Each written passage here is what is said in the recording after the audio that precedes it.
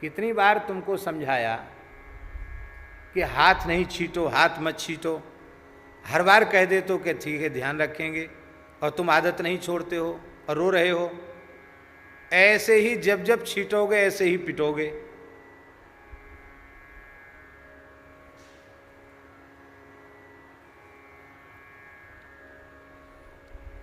अवस्था हमारी छोटी थी, इतना विवेक नहीं था क्या कहना चाहिए। तो हमने कहा महाराज जी से कि हमको पढ़ाने के लिए लाए हो कि मार पिटाई करने के लिए लाए हो, ये बताओ पहले। आप हमको किस लिए लाए हैं? आप मार पिटाई करने लाए हैं कि पढ़ाने के लिए लाए हैं? महाराज बोले दोनों काम करेंगे। ऐसे काम करोगे, उंगली छीटोगे, हाथ छिटकोगे तो पिटाई भी होगी और पढ़ाई भी होगी, दोनों काम होंगे। फिर हम पढ़ नहीं रहे थे, रो रहे थे, तो बोले भाई रो मत, अपना पढ़ो। नहीं पढ़े, पुस्तक ही नहीं उठाई, रूस गए। फिर थोड़ी देर में आए, बोले देखो पंडित जी, खाली पेट कब तक रोगे?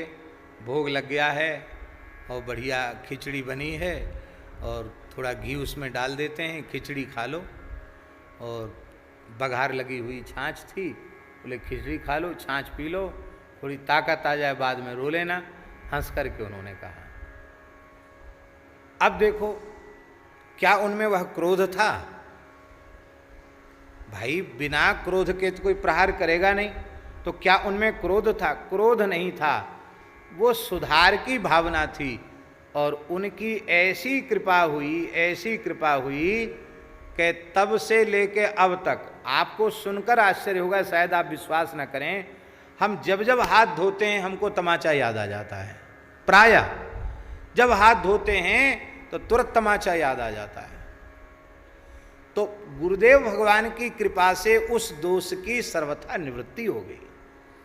इसलिए भगवान में क्रोध नहीं, भगवान में काम नहीं, भगवान में लोभ नहीं, भगवान में मोह नहीं, भगवान में अहंकार नहीं, भगवान में दोष नहीं। ऐसे ही भगवत स्वरूप संत में, भगवत स्वरूप सद्गुरु में कोई दोष नहीं है। दोष हमारी दृष्टि में है, हमारे अंतःकरण में है। हम अपने दोषों को उन पर आरोपित करके देख रहे हैं, ऐसा अनुभव करना। ऐसी दृष्टि तो हमको भगवान की ओर ले जाएगी, और इससे भिन्न दृष्टि हमको पतन की ओर ले जाएगी। तो साधवो न्यासिनः शान्ताः षडूर्मिरहिताः ब्रह्मिष्ठाः ब्रह्मनिष्ठ